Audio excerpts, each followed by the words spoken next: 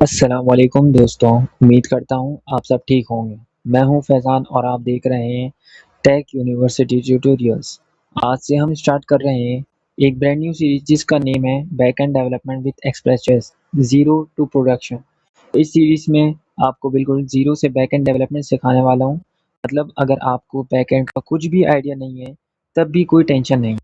हम step by step देखेंगे कि एक्सप्रेस.जेएस के थ्रू बैकएंड सर्वर कैसे बनाते हैं, एपीआईज़ कैसे क्रिएट करते हैं, डेटाबेस कैसे कनेक्ट करते हैं, ऑथेंटिकेशन का सिस्टम कैसे बनाते हैं।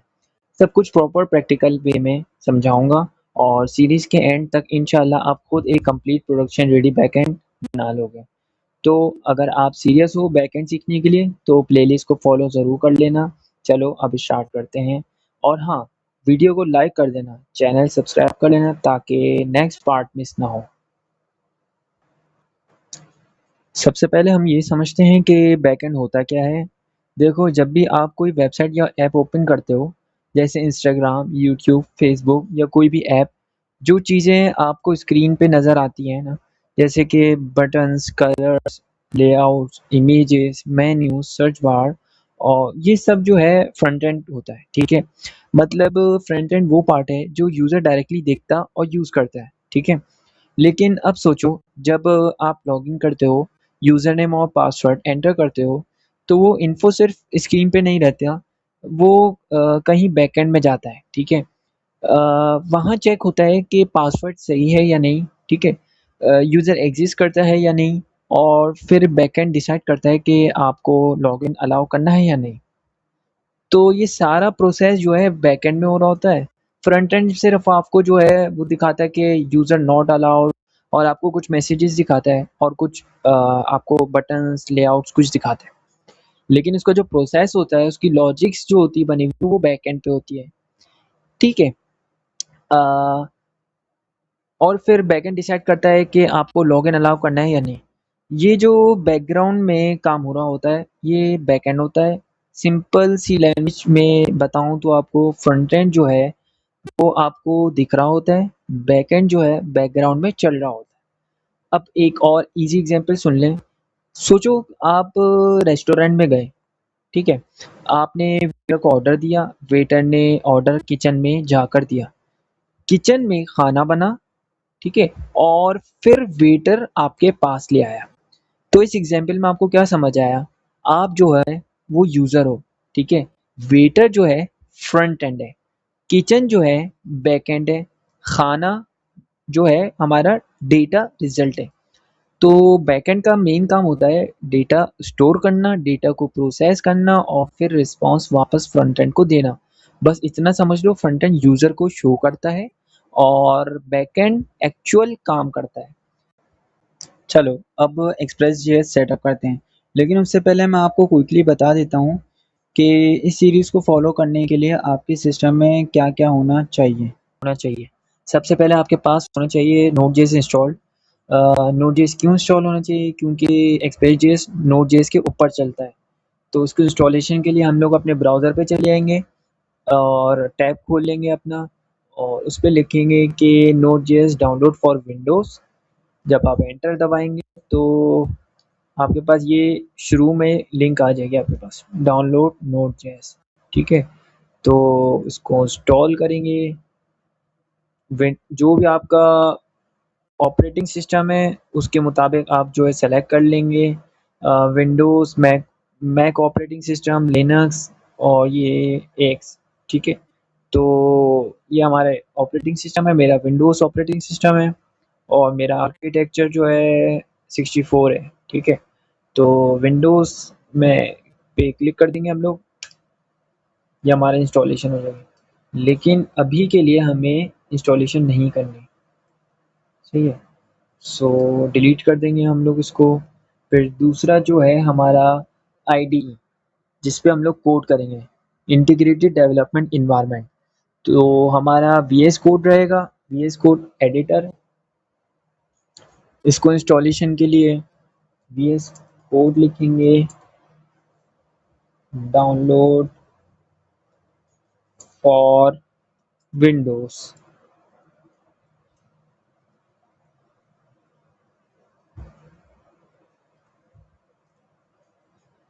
तो ये आपके पास शुरू में ही लिंक आ गई डाउनलोडिंग के लिए। हमने इस पे सिंपली क्लिक करना है। क्लिक करने के बाद ये जो है हमारा डायरेक्ट शायद डाउनलोड हो जाए। नहीं हुआ। तो अगर नहीं हो रहा तो आप ये जो है, मेरा विंडोज़ ऑपरेटिंग सिस्टम है तो विंडोज़ के लिए हम लोग इंस्टॉल कर लेंगे इसको। अब इसको इंस्टॉल करने के बाद हमारा तीसरा जो आ जाता है पोस्टमैन। पोस्टमैन होता क्या है? पोस्टमैन ये होता है कि आप जो एपीआई बनाते हो, एंड पॉइंट बनाते हो बैक एंड पर, उसको हम लोग जो है फ्रंट एंड पे तो इम्प्लीमेंटेशन पहले करते नहीं, उसको पहले टेस्ट करते हैं। उसको टेस्ट किस तरह करते हैं? पोस्टमैन पे। अब पोस्टमैन जो है, पोस्टमैन पेजेस,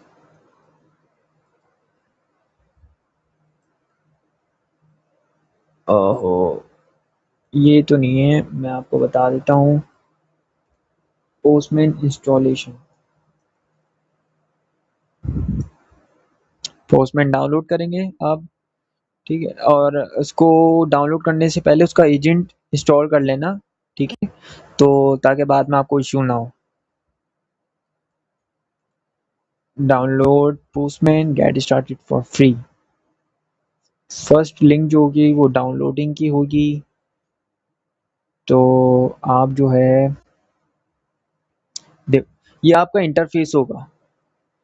ये हमारा जो है ऑर्डर एपीआई फ़ोल्डर बनेगा, फ़ोल्डर के अंदर सब फ़ोल्डर बनेगा, सब फ़ोल्डर के अंदर जैसे अब आप देख रहे हैं ऑर्डर्स है, उसके अंदर जो है एंड पॉइंट्स क्रिएट ऑर्डर का बना है, gate order, list order, update order, cancel order, ये सारे एंड पॉइंट है।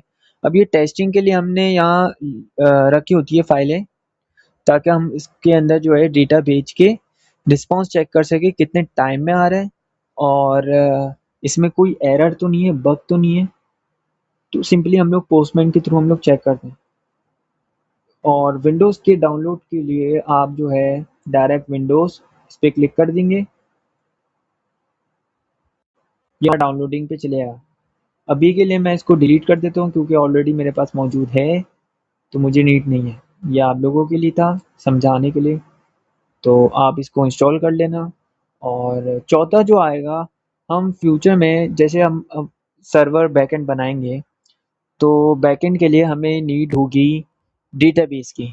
तो डेटाबेस के लिए हम जो है मोंगोडीबी कंपास इस्तेमाल करेंगे। मोंगोडीबी कंपास इस पे इंस्टॉलेशन होनी चाहिए विंडोज़ में।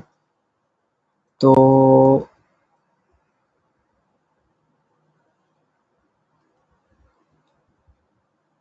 सिंपली आप जाएंगे, ये जीयूआई है, ग्राफिकल यूज़र इंटरफेस है, ठीक है। तो इस पे क्लिक करेंगे सिंपली, और ये हमारा, तो हमारा ये पेज लोड होकर आ चुका है। कुछ इंटरफेस ऐसा दिखेगा आपको। तो पहले आपको शेल डाउनलोड कर देना है, ठीक है। आपको ज़िप फाइल जो है डाउनलोड कर लेनी है इसकी। फिर ऑल और स्क्रॉल करेंगे, तो स्क्रॉल करने के बाद जो है ये MongoDB compass download GUI, graphical user interface. पहले आपको शेल डाउनलोड करना है।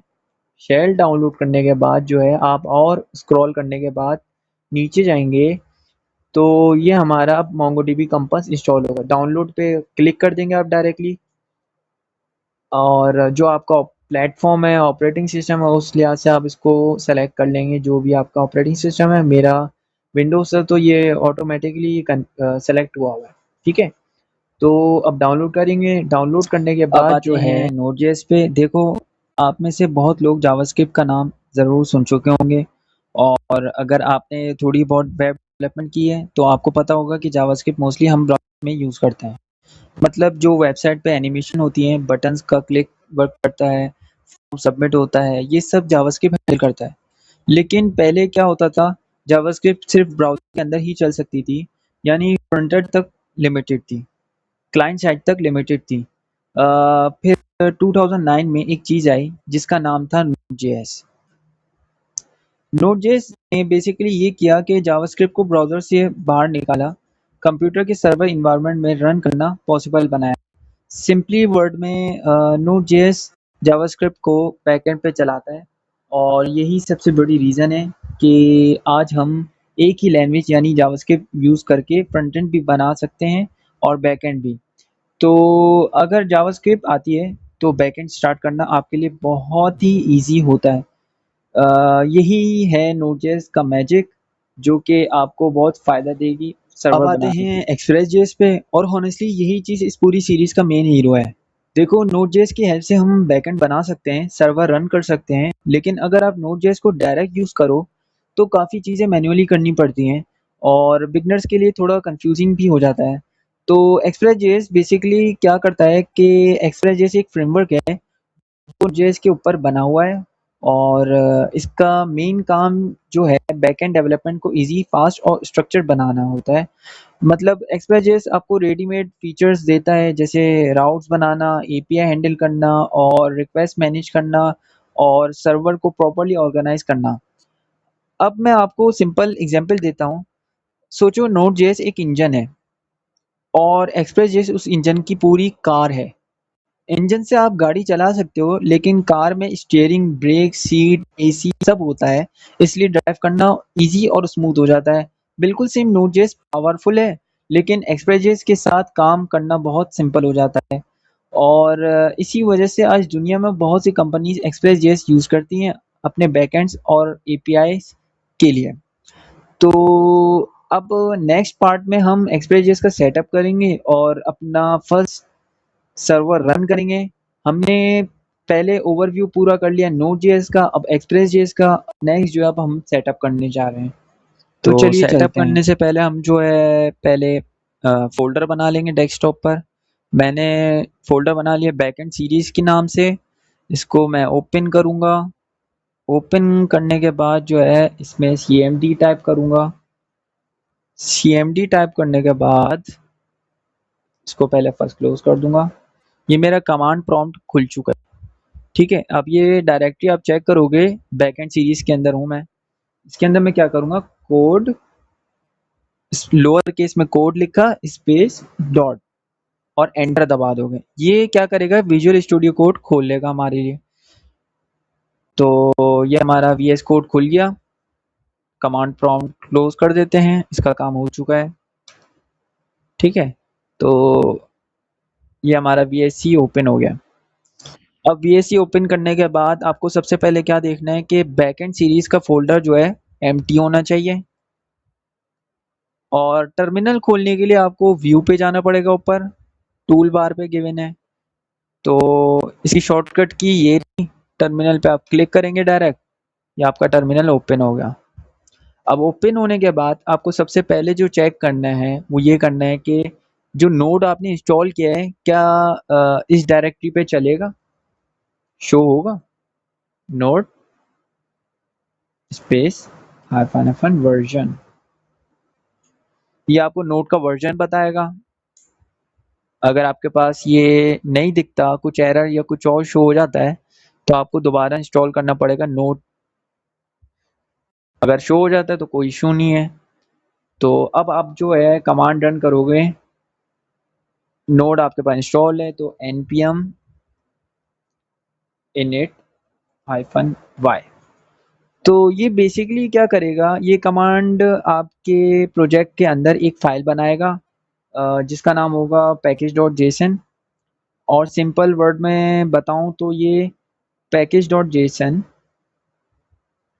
फ़ाइल जो है ये एक आपका प्रोजेक्ट का आईडी कार्ड होता है। इसमें प्रोजेक्ट का नाम, वर्जन और जो भी लाइब्रेरीज़ आप इंस्टॉल करोगे वो सब रिकॉर्ड होता रहता है इसमें। तो ये हमारी मेन फ़ाइल है जो कि आपके प्रोजेक्ट की आईडी कार्ड होगी जिसके अंदर सारी इन्फॉर्मेशन होगी आपके प्रोजेक्ट की। अब इस पे एंटर दबाऊँगा मैं।